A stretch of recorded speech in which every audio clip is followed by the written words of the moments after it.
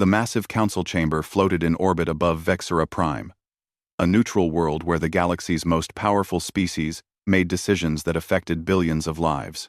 Inside the circular room, 12 alien races sat in their designated sections, each representative wearing the formal robes of their civilization. The chamber hummed with translation devices that converted thousands of different languages into a single, unified voice that everyone could understand. Councillor Thexal of the Drantine Empire stood at the center platform. His 4 arms spread wide in a gesture that demanded attention. His scales reflected the blue light from the chamber's energy core, making him look even more imposing than usual. The Drantine were a warrior race, proud and ancient, who had served as the Council's military enforcers for over 2,000 years. "The matter before us today concerns the species called humans," Thexal announced, his voice carrying authority that came from centuries of unchallenged power. "They have established colonies in 3 star systems. Their expansion continues at an alarming rate. Their behavior shows aggression and disregard for established territorial agreements. The Council must act now, before this young species becomes a threat to galactic stability." The other councillors murmured their agreement.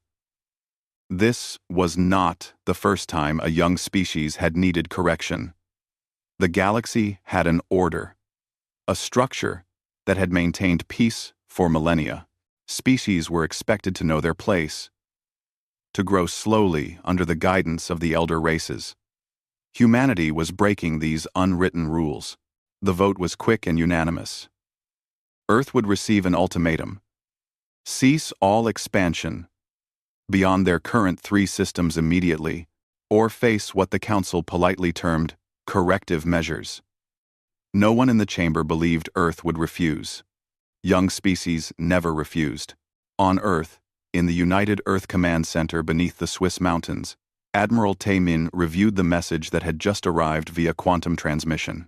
The holographic display showed Councillor Thexal delivering the ultimatum with barely concealed contempt. Taemin was a career military officer who had spent 40 years rising through the ranks. He had sharp eyes that missed nothing and a reputation for making difficult decisions without hesitation. "They're treating us like children," said Commander Jiwan, standing beside him. She was younger than Taemin, but her tactical mind had earned her the position of head of military operations. Her fingers moved across her data tablet, already calculating response scenarios.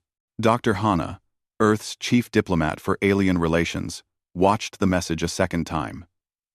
She had dedicated her life to understanding alien cultures, learning their languages and customs, hoping to build peaceful relationships with the galaxy's elder species. Now those hopes seemed naive. "They've given us 30 days to comply. No negotiation. No discussion. Just obedience. Or punishment." "What's our current military strength?" Taemin asked. Jiwan pulled up the classified files. "We have approximately 800 warships of various classes. The Council doesn't know about most of them.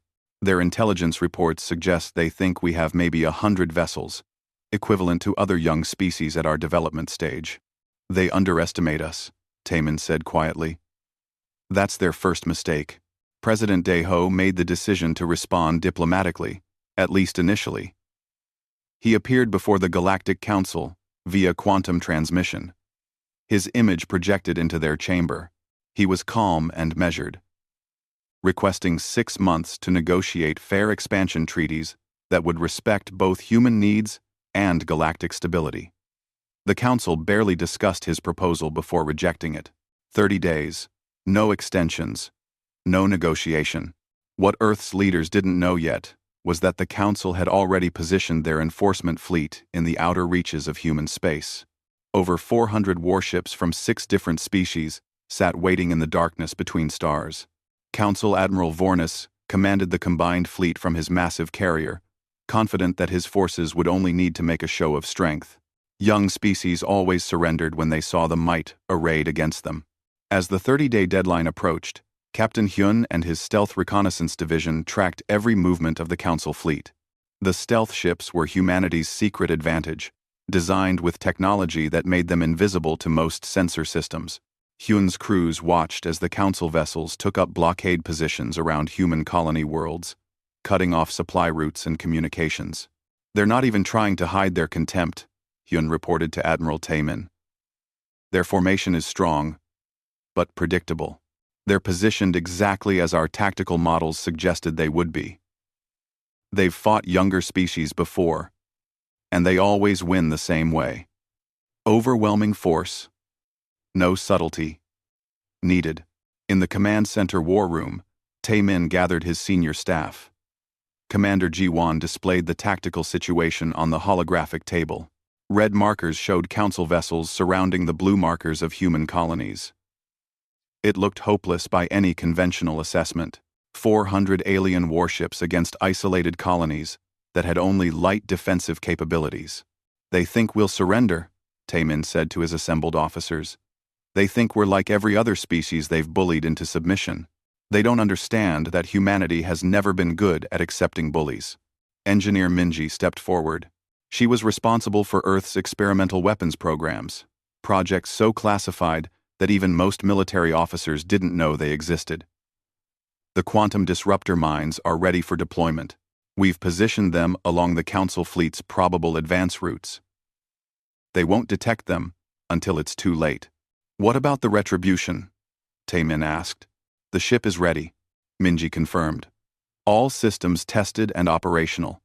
The graviton beam weapon exceeds all performance expectations. Captain Hyun's crew has trained extensively in its use. Lieutenant Sang, commander of the fighter wing divisions, spoke up. Our pilots are ready, sir. We've been practicing combat scenarios against numerically superior forces for months. Morale is high. Everyone understands what's at stake. The deadline passed with no compliance from Earth. Council Admiral Vornis gave the order to begin the blockade in earnest. His ships moved into position, establishing control over the space lanes around human colonies. On the colony world of New Seoul, families watched the alien warships appear in their skies like predatory birds, circling wounded prey. Supply ships attempting to reach the colonies were turned back or seized. In the council chamber, Councillor Thexal smiled with satisfaction. The humans are learning their place. Within a week, they will beg to accept our terms. Admiral Taemin sat in his command chair, watching the tactical displays. All his ships were now in position. The stealth vessels surrounded the council fleet like invisible wolves, circling an unaware herd. The retribution was ready to drop out of faster-than-light travel at a moment's notice.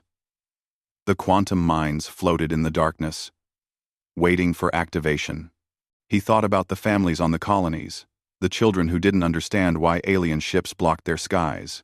He thought about the countless species throughout history who had accepted subjugation rather than fight. Humanity could surrender now. Accept limited expansion. Live under the Council's rules. It would save lives. It would prevent war. But it would also mean teaching human children that when someone stronger demands obedience, you bow your head and comply. It would mean accepting that humanity's future would be decided by others. That Earth would never be an equal voice in the galaxy, only a subordinate civilization grateful for whatever scraps the elder species allowed. Taemin made his decision. He opened a channel to all human military forces. This is Admiral Taemin to all commands. Operation Retribution is now active. Show them what happens when you threaten humanity. Show them that we are not prey. Execute. Across human space, officers repeated the order to their crews. Weapons systems powered up. Stealth vessels moved into final attack positions. Engineer Minji's fingers hovered over the activation switch for the quantum mines. In orbit around Earth, the massive shipyards that the Council didn't know existed began launching the hidden fleet that would change everything. The Council had made their ultimatum expecting submission. Instead, they were about to learn a lesson that humanity had learned through thousands of years of warfare on their home world. Never underestimate an enemy just because they seem weak. Never assume compliance just because you have numbers. And never, ever, threaten someone's home unless you're prepared for them to fight back with everything they have. The battle for humanity's future was about to begin. The quantum disruptor mines activated simultaneously across 20 light-minutes of space. They had been floating dormant for days, invisible to the Council fleet's sensors, waiting for the command signal from Earth. When Engineer Minji pressed the activation sequence, each mine released a pulse of quantum-entangled particles that disrupted the fundamental power systems of any ship within range. 60 Council warships went dark in an instant. Their power cores shut down. Their communications failed. Their weapons went offline. Inside those vessels, alien crews suddenly found themselves floating in darkness, emergency lighting barely illuminating the confusion and panic spreading through the corridors. They had no idea what had happened or where the attack had come from. Admiral Vornis, commanding the Council fleet from his carrier positioned at a safe distance from the initial strike, watched his tactical display in growing horror as 60 ship markers turned from green to red. "Report! What just happened to our forward vessels?" His communications officer struggled to make sense of the chaos. "Sir, we're receiving no signals from any ships in Sector 7 through 12. All communications are dead.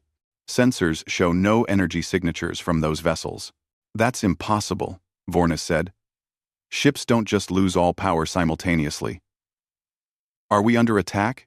The answer came seconds later when the missile swarms arrived. Thousands of small, AI-guided projectiles emerged from the darkness, their engines burning cold to avoid detection until the final approach. Each missile was smart, capable of calculating optimal attack vectors in real time and coordinating with its neighbors to overwhelm defensive systems.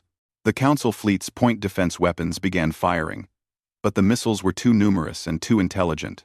They spread out, zigzagged, used the disabled ships as cover, and struck from unexpected angles. Explosions bloomed across the Council formation as missiles found their targets. Ships that had been confidently maintaining blockade positions moments ago were now desperately trying to reorient their defenses against an enemy they couldn't locate. Commander Ji-Wan watched the battle unfold from Earth Command, her tactical displays showing the real-time data transmitted from the stealth observation vessels. The missile strikes have destroyed or disabled another 43 Council ships. Their formation is breaking apart. They're trying to reorganize, but they're not coordinating effectively. Dr. Hana stood beside her, watching with a mixture of satisfaction and sadness. She had hoped for peace, for diplomatic solutions, but watching the Council fleet in disarray, she understood something fundamental. The Council had only ever offered peace to those too weak to resist. Now they were learning that humanity was not weak. "Their biggest weakness is showing," Ji-Wan continued. "Look at their movement patterns. The Drantine ships want to charge forward and engage. The Kelvorian vessels are forming defensive clusters. The Prussian ships are actually starting to retreat. They've never had to fight as a unified force against a real threat. Each species is following their own doctrine." Admiral Vornis was screaming orders into his communications system, trying to coordinate his fractured fleet.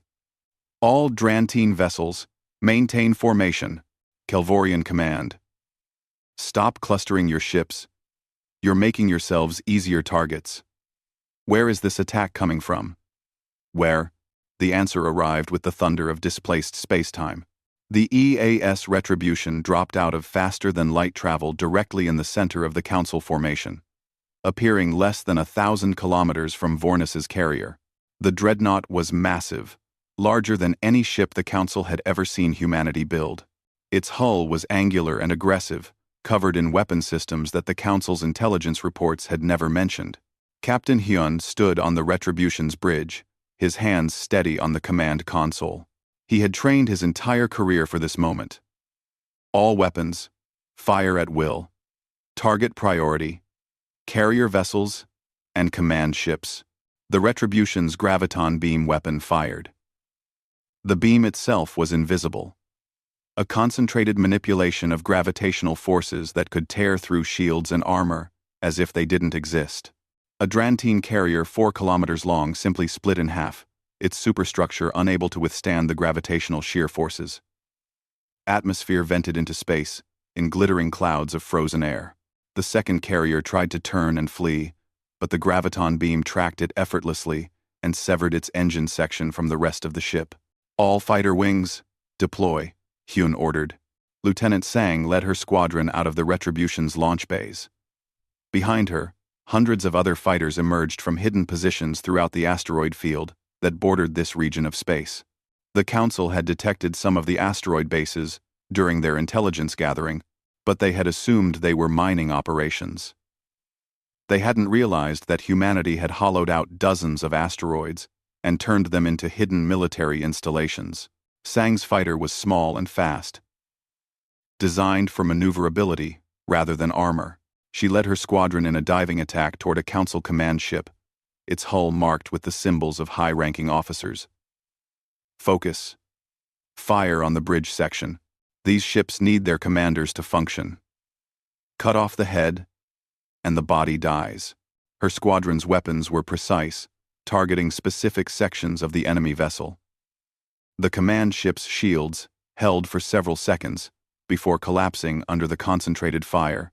Sang's final missile punched through the bridge viewport, and the entire forward section of the ship erupted in explosive decompression. Admiral Vornis watched his fleet being systematically destroyed by an enemy that seemed to be everywhere at once. His tactical officers were shouting reports that made no sense. Human ships appearing from nowhere, weapons that ignored shields, coordinated attacks from multiple vectors simultaneously. This wasn't how battles against young species were supposed to go. "All ships, retreat to fallback position Delta," Vornis ordered. "We need to regroup and reassess." But Commander Jiwon had anticipated that move. The stealth vessels that had been quietly repositioning during the battle now blocked the retreat paths. When the Council ships tried to flee, they found human vessels waiting for them, weapons ready. The trap was complete. In Earth Command, Admiral Taemin watched the battle with grim satisfaction. They thought they could intimidate us with numbers. They thought their ancient authority would make us bow. They were wrong. Dr. Hana was already preparing the next phase. "Admiral, we need to send a message.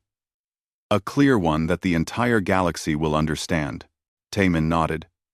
"Commander Yuna, prepare your boarding teams." Commander Yuna led the Elite Special Forces Division.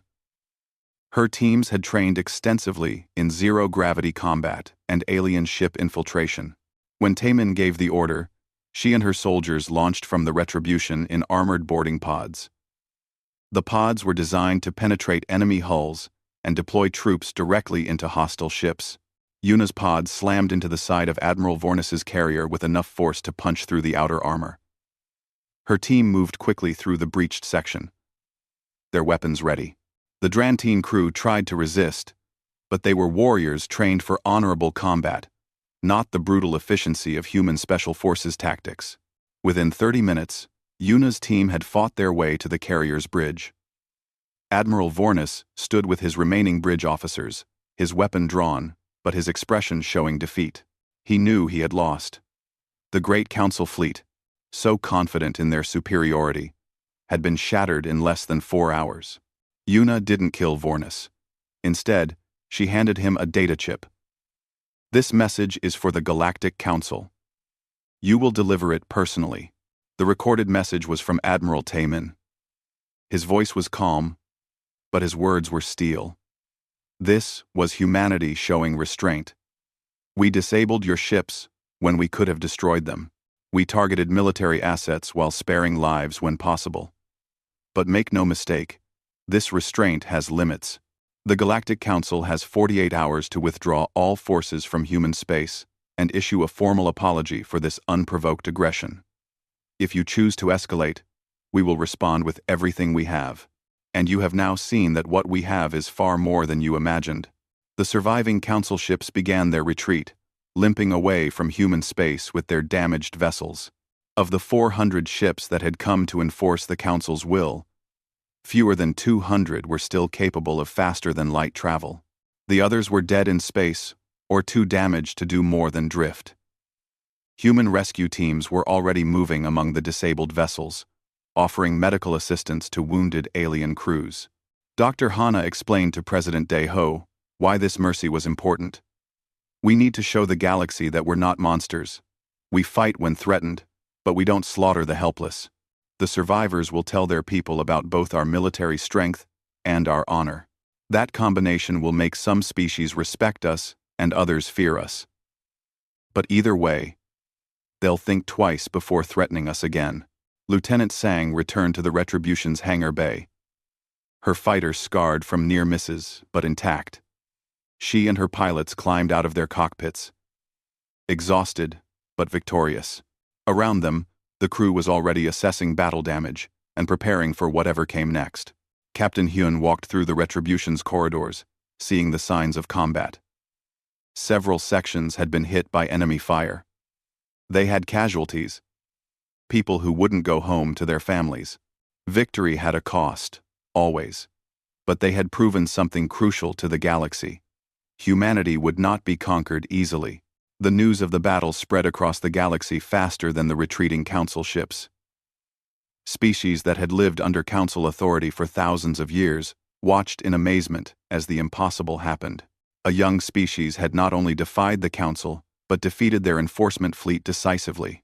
The recordings of the battle, transmitted by hidden human observation drones, showed the one-sided nature of the engagement. In the Council chamber, the councilors watched those same recordings in stunned silence. They saw their ships disabled by weapons they didn't understand. They saw the Retribution appear and destroy 2 carriers in seconds. They saw human fighters moving with precision and skill that shouldn't exist in such a young military force. Most importantly, they saw their assumptions about humanity proven completely wrong. The message was clear, and it echoed across every communication channel in known space. Humanity had arrived, and the galaxy would never be the same. The Galactic Council chamber had never felt so tense. For the first time in 800 years, the councilors faced a crisis they couldn't simply vote away or enforce with military might. The holographic displays around the circular room showed the aftermath of the battle. Disabled council ships, casualty reports, and most damaging of all, recordings of the human victory spreading across every communication network in the galaxy. Councillor Thexal stood at the center platform, his 4 arms trembling with rage barely contained. His scaled face had darkened to a deep purple, a sign of extreme anger in Drantine physiology. This is unacceptable. The Council's authority has been challenged by a species that discovered faster-than-light travel less than a century ago. We must respond with overwhelming force. Mobilize the home fleets. Show these humans what real military power looks like. Several councilors nodded in agreement, but others remained silent. The battle data was clear and undeniable. The humans hadn't won through luck or accident. They had outfought, outthought, and outmaneuvered forces that should have crushed them easily. That reality was difficult for species accustomed to unquestioned superiority to accept. Councillor Relmoth of the Kelvorians rose to speak. The Kelvorians were a mercantile species, more concerned with trade routes and economic stability than military glory. With respect, Councillor Thexal, perhaps we should examine this situation more carefully. The humans possess technology we didn't know existed. Their tactics suggest military doctrine far more advanced than their age would indicate. Escalating against such an opponent without better intelligence seems unwise. Unwise? Thexal's voice rose. What is unwise is showing weakness. If we don't crush this rebellion, every young species in the galaxy will think they can defy the Council. Our entire system of order will collapse. While the Council argued, Admiral Taemin didn't wait for their decision. He understood that in any negotiation, momentum mattered. The side that acted decisively while the other side was still debating held all the advantages. He dispatched Dr. Hana to the Council station, but not as a supplicant begging for mercy. She traveled aboard a full battle group led by the Retribution itself. When the human fleet arrived at the Council station, their presence sent shockwaves through every species monitoring the situation. The Retribution positioned itself within weapons range of the station, a clear statement that humanity was negotiating from a position of strength, not weakness. 50 other warships spread out in a defensive formation that just happened to cover all the station's most vulnerable points. Dr. Hana entered the council chamber wearing formal diplomatic robes, but the military escort that accompanied her told a different story. Commander Yuna and 10 of her Special Forces soldiers stood at attention just outside the chamber doors, their presence a silent reminder of human military capability. "Honorable counselors," Hana began, her voice carrying the translation system throughout the chamber. "Earth desires peace, but only on terms that respect our sovereignty and our right to exist as equals in this galaxy. We have no wish to be your enemies, but we will never be your subordinates." She activated a holographic display showing human territorial claims. "These are our terms. Full recognition of human sovereignty over our current 3 colony systems. Rights to expand into 12 additional systems of our choosing. A permanent seat on this council, with full voting rights equal to any elder species. And war reparations to compensate for the unprovoked military action against our colonies." Counselor Thexal interrupted immediately. "This is blackmail. You attack our fleet and then demand rewards for your aggression?" Hana turned to face him directly. "We defended ourselves against a blockade that threatened to starve our colonies. Every action we took was in response to council aggression. You gave us an ultimatum, expecting compliance. We gave you a demonstration of what happens when you threaten humanity. Now, I'm giving you 7 days to accept these terms. After that, our diplomatic offer expires." "And if we refuse?" Relmoth asked, though his tone suggested he already knew the answer. "Then we will take what we need," Hana replied simply. "We would prefer peace, but we are fully prepared for war." The council chamber erupted in angry voices and arguments. Some species saw Hana's demands as outrageous. Others recognized them as surprisingly moderate, given humanity's demonstrated military advantage. The council that had operated in unified purpose for centuries was fracturing before everyone's eyes. Councillor Vexaren of the Prussian species had remained silent throughout the debate. The Prussian were the oldest race in the council, so ancient that their recorded history stretched back over 50,000 years. They rarely spoke in council sessions, observing more than participating. When Vexaren finally rose, the entire chamber fell silent. "I have watched this council for 3,000 years, Vexaren said, its voice like wind through canyon walls. The Prussian didn't use gender identifiers that other species could understand. "I have seen young species rise and be molded to fit our expectations. I have seen the galaxy grow comfortable, stable, and stagnant. The humans represent something we have not encountered in millennia, a species that refuses to accept the role we assign them." Vexaren's multiple eyes focused on Thexal. "You speak of maintaining order, but what you really fear is change. The humans have shown us that our military dominance was an illusion built on fighting opponents who had already accepted defeat in their hearts. Perhaps it is time we considered whether our ancient authority is still deserved." The statement sent shockwaves through the council.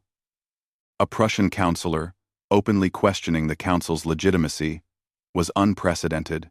Within hours, 3 other species announced they would abstain from any military action against humanity. The council's ability to present a unified front had collapsed. On Earth, President Deho addressed the United Earth Assembly. The mood was tense, despite the military victory. Everyone understood that the real test was still ahead. "We have won a battle, but wars are won through determination and preparation. I am authorizing Admiral Taemin to mobilize our complete military capacity.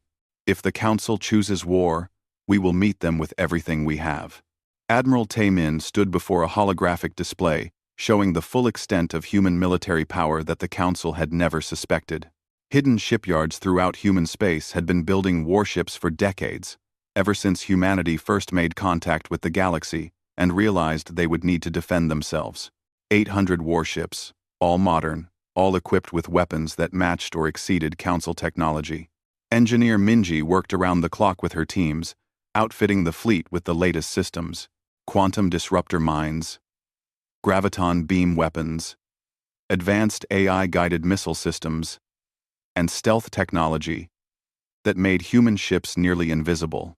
Every advantage that human ingenuity could devise was being loaded onto the fleet. Commander Yuna trained 50,000 Marines for potential ground combat. The training was brutal and realistic. Everyone understood that if the Council escalated to planetary invasion, humanity needed forces capable of defending their worlds and potentially taking the fight to enemy territory. Captain Hyun's intelligence network continued gathering information on Council movements. His stealth vessels monitored communications, tracked fleet positions, and intercepted classified transmissions. What they discovered made Hyun immediately contact Admiral Taemin. "Sir, we've intercepted communications between Counselor Thexal and several Drantine military commanders. They're discussing the Extinction Array." Taemin felt cold dread. The Extinction Array was legendary, a weapon so terrible that it had been used only twice in recorded galactic history. It could sterilize an entire planet, killing every living thing and rendering the world uninhabitable for centuries. The weapon existed as the Council's final solution for species deemed too dangerous to be allowed to continue existing. "They're planning to use it against Earth?" Taemin asked.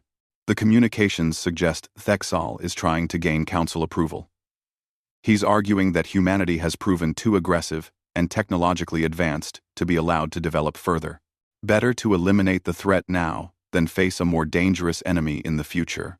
Dr. Hana received the intelligence report while still at the Council station. Her diplomatic training had prepared her for difficult negotiations, but this was something else entirely. This was genocide being discussed in polite political language. She made a decision that would either save humanity or doom their chances of peaceful coexistence.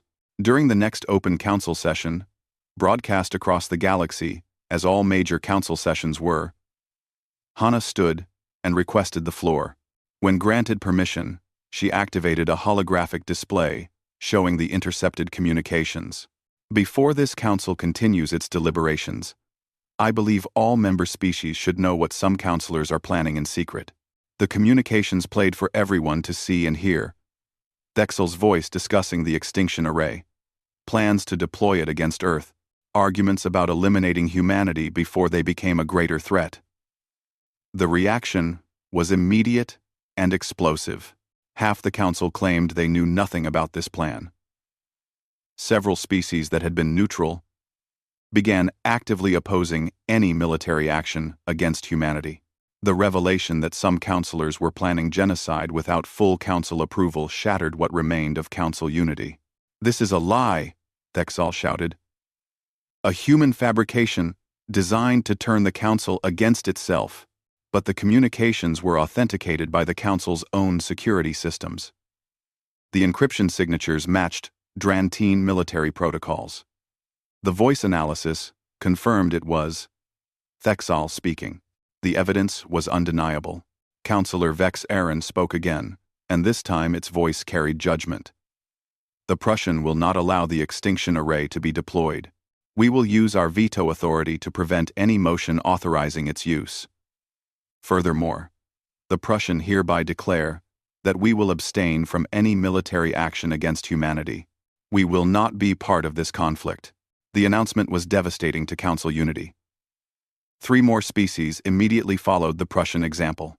Within hours, 8 of the 12 Council species had either abstained or actively opposed military action against Earth. The Council's ability to mount a united military campaign had effectively ended. But Counselor Thexal was not finished. Standing alone at the center platform, his rage now directed not just at humanity, but at his fellow counselors, he made an announcement that changed everything. "The Drantine Empire will act alone if necessary. We will not allow these humans to make a mockery of everything the Council represents.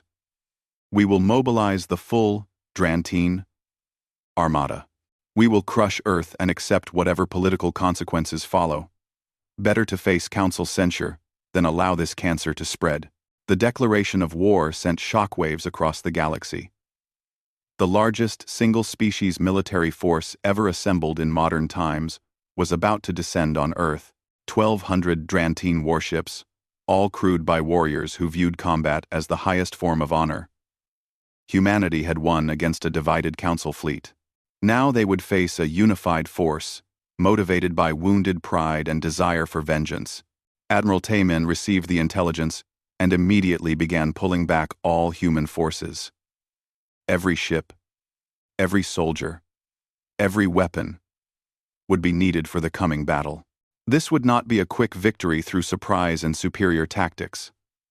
This would be a brutal test of whether humanity could survive against an enemy determined to erase them from existence. The Battle of Seoul was coming.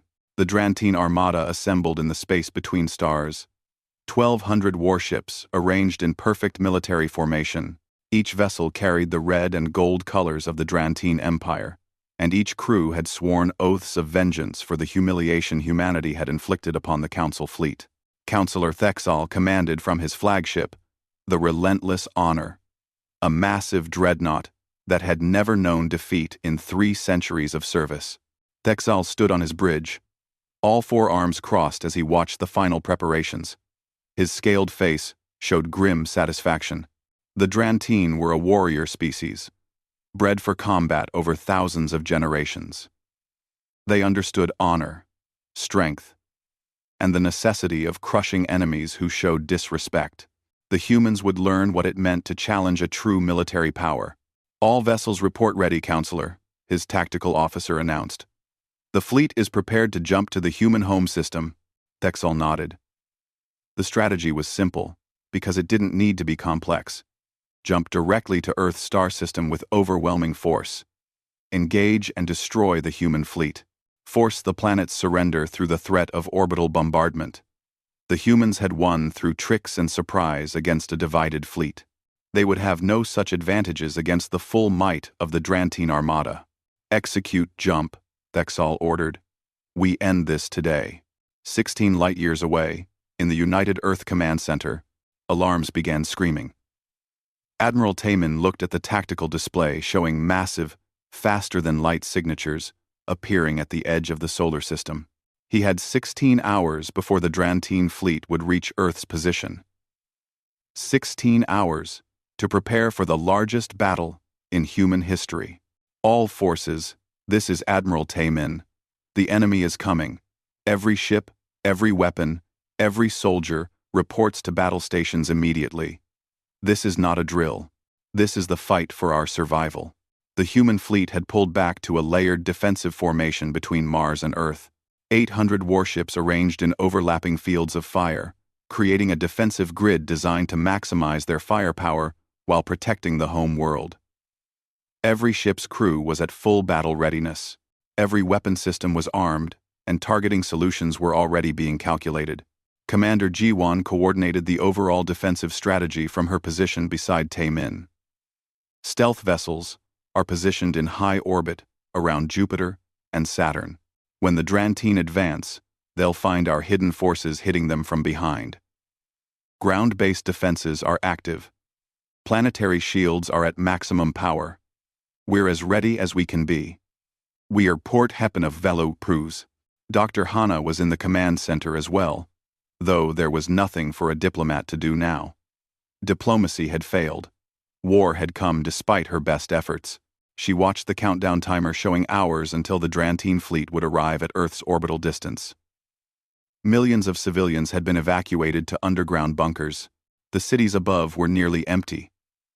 Waiting to see if they would survive the day, Captain Hyun commanded the retribution from his position at the front of the defensive line. The great dreadnought would anchor humanity's stand. Around him, hundreds of other captains prepared their crews for battle. Lieutenant Sang and her fighter pilots were already in their cockpits, waiting for the launch order. Every person in the solar system understood what was at stake. If they lost this battle, humanity, as a species, might end today. The Drantine fleet emerged from faster-than-light travel in perfect formation. 1,200 warships spread across millions of kilometers of space, advancing toward Earth with inexorable purpose. Their sensors immediately detected the human defensive positions. Their tactical displays showed a fleet less than a fifth their size, standing between them and the human homeworld. They actually intend to fight, one of Thexel's officers observed with something like respect. Most species would have evacuated their planet by now. 10. Humans are fools, Thexal replied. Brave fools, perhaps, but fools nonetheless. All vessels, advance. Form the grand wedge. We will drive straight through their defenses and shatter their resistance. The Drantine formation shifted into a massive wedge shape, concentrating their strongest ships at the front. It was a tactic they had used successfully in hundreds of battles throughout history. The wedge would absorb enemy fire while maintaining forward momentum, eventually breaking through any defensive line through sheer mass and firepower. Once through, they could surround and destroy the defenders at their leisure. The battle began when both fleets came within weapons range. The human defensive grid opened fire first. Coordinated salvos from hundreds of ships focusing on the leading edge of the Drantine wedge. Explosions bloomed across the enemy formation. Drantine shields flashed and failed under the concentrated bombardment. Ships broke apart or veered out of formation, trailing atmosphere and debris. But the Drantine absorbed the losses and kept coming. For every ship destroyed, 10 more pushed forward. Their return fire was devastating. Human vessels shook under the impact of plasma beams and kinetic projectiles. Ships that had seemed invincible during the first battle now struggled against an enemy that outnumbered them 6-1. The Retribution's graviton weapon fired again and again, each beam tearing through Drantine cruisers and destroyers. Captain Hyun maintained his position despite the increasing damage to his ship. All sections. Maintain fire. Focus on their command vessels. We need to disrupt their coordination. Lieutenant Sang led her fighter squadrons in desperate attacks against the advancing enemy. Her pilots flew with incredible skill, threading through the massive battle space to target Drantine weak points. But for every enemy ship they damaged, the Drantine advanced another 1,000 kilometers closer to Earth. Commander Jiwon watched the tactical situation with growing concern. They're accepting casualties that would have broken any other species. They just keep coming. At this rate, they'll break through our defensive line within 3 hours. Admiral Tae-min knew she was right. The Drantine were everything their reputation claimed. Warriors willing to die to achieve their objectives. Human tactics and technology were killing them by the dozens. But they had enough ships to absorb those losses and still achieve victory through sheer numbers. Engineer Minji, Taemin said calmly despite the chaos around them. Activate the solar shield network. Minji had been waiting for this order. Her hands moved across her control console, sending activation signals to satellites positioned around the sun. The solar shield network was humanity's final secret weapon, a system so experimental that they had never tested it at full power. Dozens of satellites began aligning themselves, creating a massive array of quantum-linked mirrors and energy collectors. The Drantine fleet had advanced past Mars now, pushing toward Earth with unstoppable momentum. Thexal stood on his bridge watching human ships explode under his fleet's weapons. Victory was close. The humans were fighting well, better than expected, but numbers would triumph as they always did. Then the sun's light changed. A beam of pure solar plasma, collected and focused by the satellite array, swept across the Drantine formation like a blade of fire. Ships simply vanished, vaporized by temperatures that matched the sun's surface. The beam moved with deliberate precision, guided by quantum-linked targeting systems that could track individual vessels across millions of kilometers. Hundreds of Drantine ships died in seconds. The perfect wedge formation shattered as captains broke ranks trying to escape the solar weapon. Ships collided with each other in their panic. The discipline that had carried them through human weapons fire broke completely in the face of a weapon that seemed to channel a star's fury. Evasive maneuvers, Thexal screamed. All ships scatter, but the solar beam tracked them mercilessly. Engineer Minji adjusted the focus, sweeping through the Drantine formation like someone using a torch to burn insects. The beautiful precision of the Drantine battle formation dissolved into chaos. Commander Yuna chose that moment to launch her boarding operations. Marines in assault pods launched from the remaining human ships, targeting Drantine vessels that had been damaged but not destroyed. Her soldiers fought their way through alien corridors, engaging Drantine warriors in brutal close-quarters combat. The fighting inside the ships was savage. Drantine warriors were physically stronger than humans and skilled in combat. But human marines fought with a ferocity born of defending their home world. Yuna led her team through the corridors of a Drantine cruiser, her weapon cutting down enemies with ruthless efficiency. Target the power cores. Take these ships out of the fight permanently. Thexal watched his fleet dying. Half his ships were gone. The survivors were scattered and disorganized. The humans had revealed yet another weapon system that his intelligence had never detected. Rage and desperation combined in equal measure. All remaining vessels, emergency protocol. Thexal ordered. Ram Earth's orbital defenses if necessary. We will not retreat.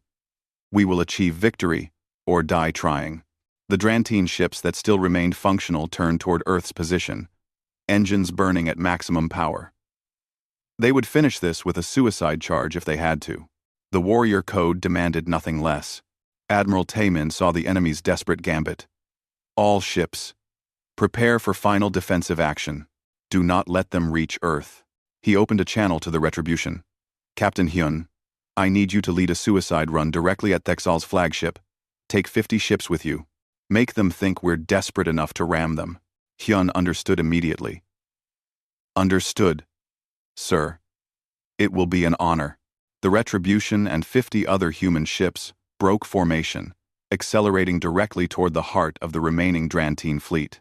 The Drantine, seeing what they believed was a desperate final attack, concentrated all their fire on the approaching vessels. Hyun's ship shook under impacts that burned through armor and destroyed entire sections. His bridge was hit, and he felt his chair buckle beneath him, but the suicide run was a feint. While the Drantine focused every weapon on the approaching human ships, Commander Jiwon's stealth fleet emerged from hiding around Jupiter and Saturn. The stealth vessels had maneuvered behind the Drantine position during the battle.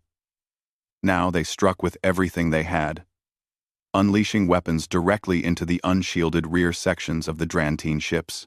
Thexal realized the trap too late. His flagship's engines exploded, hit by a concentrated missile strike that overwhelmed his rear shields. The relentless honor began breaking apart, its structural integrity failing. Thexal stood on his tilting bridge, watching his fleet die around him. The humans had outfought his warriors, outsmarted his tactics, and destroyed his armada. Counselor, we must evacuate, his tactical officer urged. Thexal looked at the view screen showing Earth hanging in space, still intact, still defended, still unconquered. No. A Drantine dies in battle, not running away. The bridge viewport shattered as human special forces breached the hull. Thexal watched as the humans entered his bridge, their weapons ready. He raised his own weapon, determined to die fighting, but the explosive decompression had already done its work. He felt his consciousness fading as atmosphere vented into space. The last thought Counselor Thexal had before death was simple. The humans had been stronger than he ever imagined. The Battle of Sol ended after 18 hours of continuous fighting. Of the 1,200 Drantine ships, fewer than 200 survived to surrender. Of Earth's 800 defenders, less than 400 remained intact. The solar system was filled with debris from both fleets. Casualty reports came in showing 47,000 human military personnel dead, including Captain Hyun, who died when the Retribution's bridge took a direct hit in the final hours. On Earth, President Daeho addressed a planet in mourning. We have won, but victory has cost us dearly. We honor those who died defending our right to exist as a free species. Their sacrifice ensured that humanity's future would be determined by us, not by those who would see us as lesser beings. Admiral Taemin stood alone in the command center after the battle, looking at the list of casualties. So many names. So many families who would receive terrible news. But Earth still existed. Humanity had survived. That was the only thing that mattered. The solar system slowly began recovering from the battle. Massive debris fields floated between Earth and Mars. The remains of ships from both sides, mixing together in death. Human recovery vessels moved through the wreckage, searching for survivors and retrieving the bodies of the fallen. The casualty numbers climbed higher each day as rescue teams found more destroyed vessels. 47,000 human dead, and that number didn't include the thousands who had been wounded and would carry the scars of battle forever. Admiral Tae-min stood in the memorial hall beneath the command center, reading the names appearing on the holographic wall. Each name represented a person who had stood between Earth and destruction. Captain Hyun's name appeared near the top, followed by 300 crew members from the Retribution who had died when the bridge section was destroyed. Tae-min had known Hyun for 20 years, had watched him grow from an eager young officer into one of humanity's finest commanders. Now he was gone, along with so many others. President Dae-ho placed a hand on Tae-min's shoulder. The Council has requested to resume negotiations. They want to know our terms for peace. Our terms? Tae-min said quietly. Our terms are that they recognize we have the right to exist without asking their permission. That's all we've ever wanted. In orbit above Earth, repair crews worked around the clock on the damaged vessels. Less than 400 ships remained battle-ready from the 800 that had defended the solar system. Engineer Minji coordinated the repair efforts, prioritizing ships that could be returned to service quickly. The war might be over, but Earth needed a functional fleet in case someone else decided to test humanity's resolve. The Galactic Council chamber was very different from the confident assembly that had issued humanity an ultimatum months ago. Half the councilor seats were empty, their occupants choosing not to attend this emergency session. The remaining councilors looked uncertain, their ancient authority shaken by events they had never imagined possible. The Drantine seat was completely vacant. The Drantine Empire had withdrawn from the council entirely, too humiliated by their defeat to face the other species. Dr. Hana entered the chamber again, but this time the atmosphere was completely different. The councilors watched her with wary respect, the kind of respect given to someone who has proven they cannot be dismissed or ignored. Commander Yuna and her soldiers stood as escorts, but their presence was less threatening now and more ceremonial. Everyone understood that the real threat wasn't the soldiers in the hallway, but the fleet in orbit around the station. Honorable councilors, Hana began. Earth has defended itself against unprovoked aggression. We have demonstrated our capability and our determination. Now we seek to formalize a peace that recognizes the fundamental rights of all species, not just the ancient ones.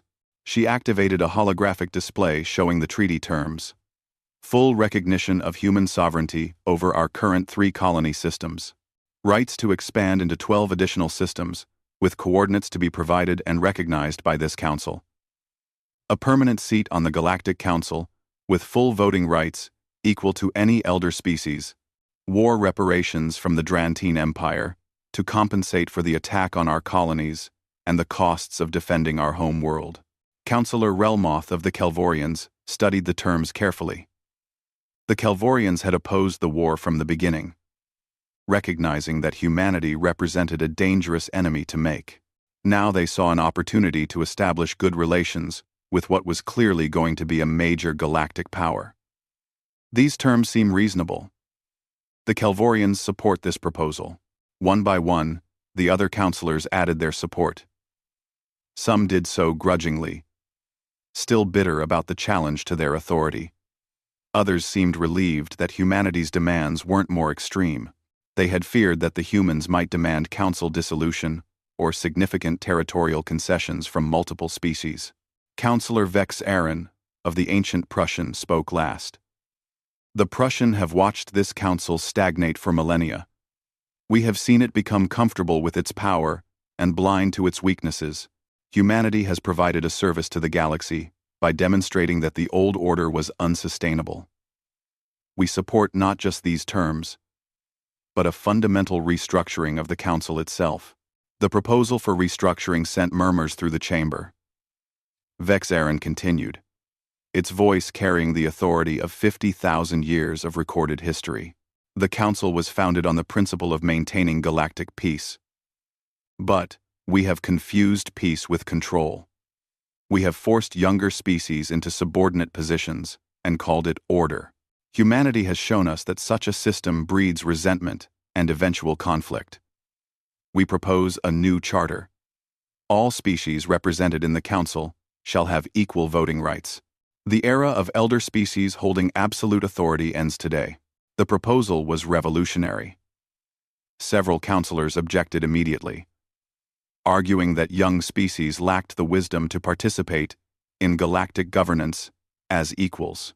But the Prussians' support for restructuring, combined with humanity's demonstrated power, made opposition futile. After hours of debate, the new charter passed by a narrow margin. The Galactic Council would be restructured. Elder species would retain their seats, but their votes would carry no more weight than those of younger civilizations. Dr. Hanna signed the Treaty of Vexara Prime on behalf of Earth, making official what the Battle of Sol had already established. Humanity was a sovereign power, with the right to determine its own future. The signing ceremony was broadcast across the galaxy, watched by billions of beings on thousands of worlds. Some viewed it as the beginning of a new era of equality. Others saw it as the end of the stability that the Council had maintained for so long. Back on Earth, the rebuilding began in earnest. Admiral Taemin, promoted to Supreme Commander of Earth Forces, oversaw the expansion and modernization of the fleet. The shipyards that had been hidden during the war were now operating openly, building not just warships, but also exploration vessels and colony transports. Earth was preparing to claim the 12 systems granted by the treaty and begin the expansion that the Council had tried to prevent. Engineer Minji led the research and development efforts, working on new technologies that would keep humanity ahead of potential threats. The solar weapon system was being improved and miniaturized. Stealth technology was being integrated into more ship classes. New defensive systems were being designed to protect the growing number of human colonies. The Battle of Sol had proven that human ingenuity could compete with species that had thousands of years head start. But Minji knew they couldn't become complacent.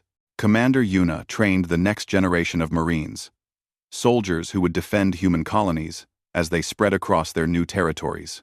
She visited schools and military academies, telling the story of the Battle of Sol to young people who would shape humanity's future. She always emphasized the same lesson: freedom wasn't free. Every right humanity now enjoyed had been purchased with the blood of 47,000 defenders who would never see the peace they had fought to achieve. Lieutenant Sang, promoted to captain after her performance in the battle, commanded one of the new exploration vessels.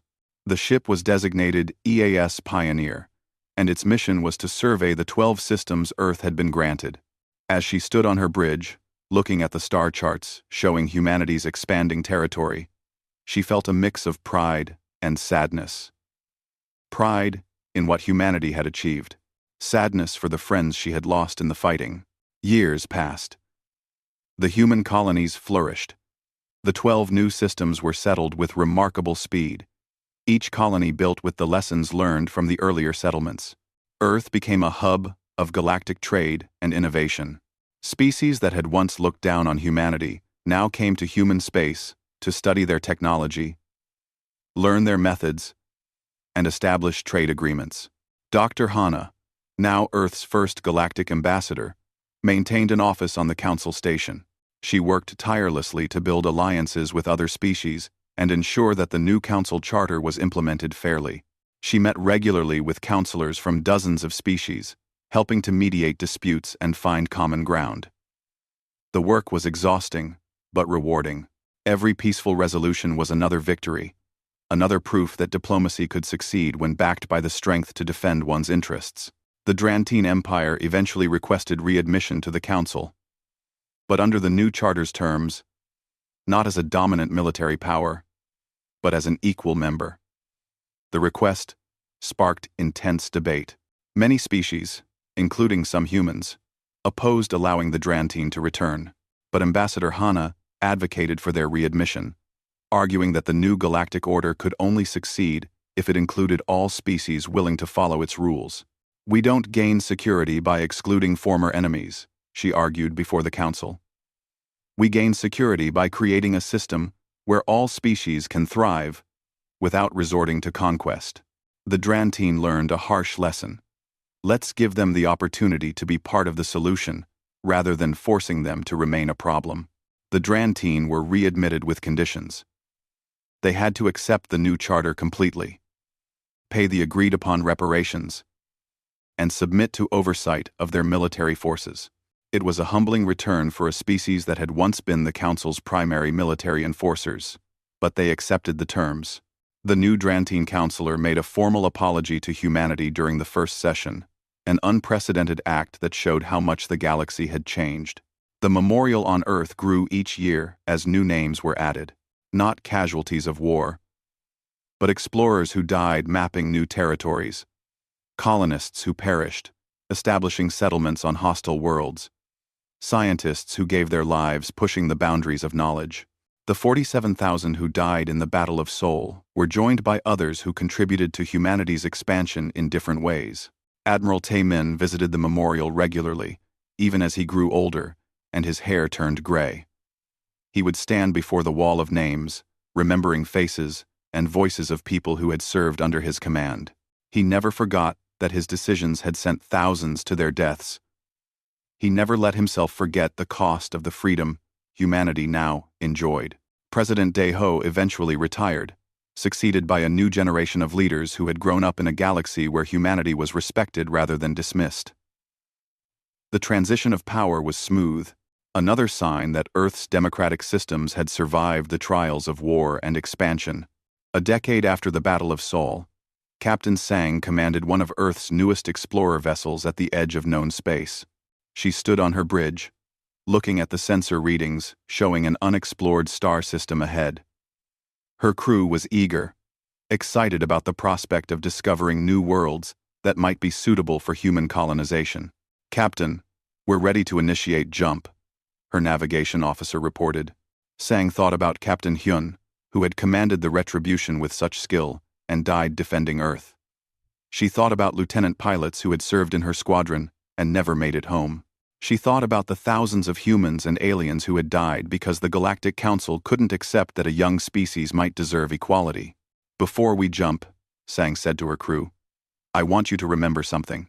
We're out here exploring because 47,000 people gave their lives defending our right to reach for the stars. We're not conquering. We're not subjugating. We're claiming what we've earned through sacrifice and determination." The galaxy learned that humanity won't be contained, won't be controlled, and won't accept limits imposed by those who think age grants authority. "Let's make sure we honor that legacy."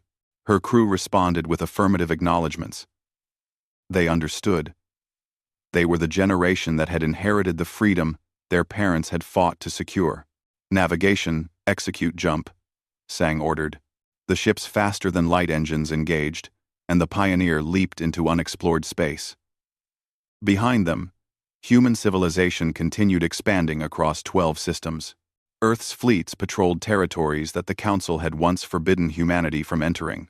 Human diplomats negotiated trade agreements as equals with species that had existed for thousands of years before humans discovered fire. The Galactic Council held its sessions under the new charter, with humanity represented alongside the ancient species. Decisions were made through genuine consensus, rather than the dictates of elder races. Some species adapted well to the new system. Others struggled with the loss of their privileged positions. But the galaxy was changing, and those who couldn't adapt would be left behind. On Earth, in the Memorial Hall, a final message was inscribed beneath the names of the fallen. They stood against those who would have seen us kneel. They fought so that humanity could claim its place among the stars as equals, not servants. Their sacrifice transformed not just our future, but the entire galaxy's understanding of power, justice, and the rights of all species to determine their own destiny. We are free because they were willing to pay the price of freedom. We remember, we honor, we continue their mission. The age of humanity had begun not with submission to ancient authority, but with ruthless demonstration that respect must be earned through strength. The galaxy had learned that lesson, watching the Battle of Sol. The lesson had cost both sides dearly in blood and resources, But it had established a truth that would shape galactic politics for generations. In the universe, survival and respect belong to those strong enough to defend their rights and wise enough to build something worth defending. Earth's ruthless retaliation had left the Galactic Council speechless. That silence had created space for a new conversation about power, authority, and the rights of all species. In that conversation, humanity had found its voice and refused to be silenced. The galaxy would never be the same.